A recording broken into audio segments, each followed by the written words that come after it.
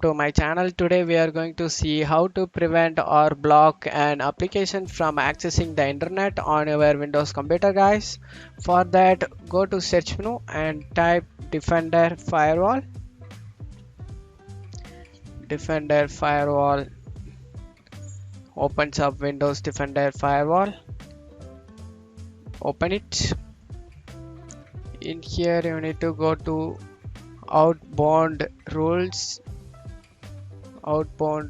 on left side. You need to select that. On right side you just need to click on new rules over here. Click on it, and in here you need to select programs in here, and after that click next, guys.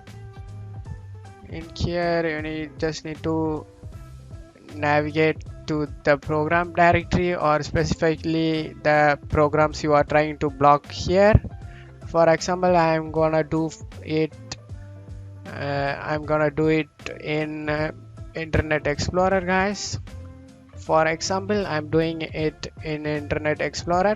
You can block whatever applications or programs you don't want using it, or you want to block them.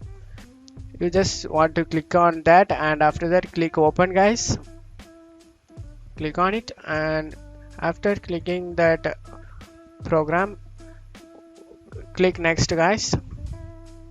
And now here is option block the connection. You just want to select this and click next. Click next. Now you need to name it as for that blocking file name, guys. Internet Explorer. I'm gonna name it as Internet Explorer blocked. I'm gonna name it as Internet Explorer blocked, and just click finish. Now it's saved as Internet Explorer blocked. You just can able to unblock this, guys. I show you guys how to do that. For that, right click on it and disable rule. You just need to click on it, and now it's unblocked, guys. For re-enabling this, right click on it and click enable rule.